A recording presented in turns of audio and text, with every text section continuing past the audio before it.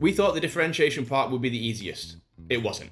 With the Dragonscale binder, the initial differentiation idea was simple. We were going to use textured leather, debossed or embossed, already pre-existing on the roll, but not being used in these products before. So going back to the buckets I described, this really sits in that middle bucket. That felt like a sensible step up from what the rest of the market was doing. The challenge that we faced though, was that the existing off-the-shelf printed leather that existed was either crocodile or snakeskin. And that stuff passes on small items. It looks fine on a wallet, but when you wrap it around a full binder, the illusion breaks. It stops feeling like a dragon and starts feeling cheap. So we spent months trying to make that route work, as it was the simplest and easiest path. And every time the pushback was the same. This is close enough and this is acceptable. And every time our answer was, no, it's not. And it's our job to know what the buyer is willing to accept and not be pressured into it by your supplier. This is where differentiation is still in the everything is possible stage. You're building a wish list. You're deliberately ignoring constraints with the quiet understanding that that reality will hit later. At this point, you pull ideas from everywhere. Amazon reviews, Etsy, Pinterest, industry knowledge, adjacent niches. And sometimes the most useful ideas come from outside your niche. In our case, it wasn't another binder that unlocked it. Having spent months looking for an off-the-shelf material that we could use to help accelerate the process, I found myself at the Canton Fair. And it's there when I was wandering the halls that I found our solution.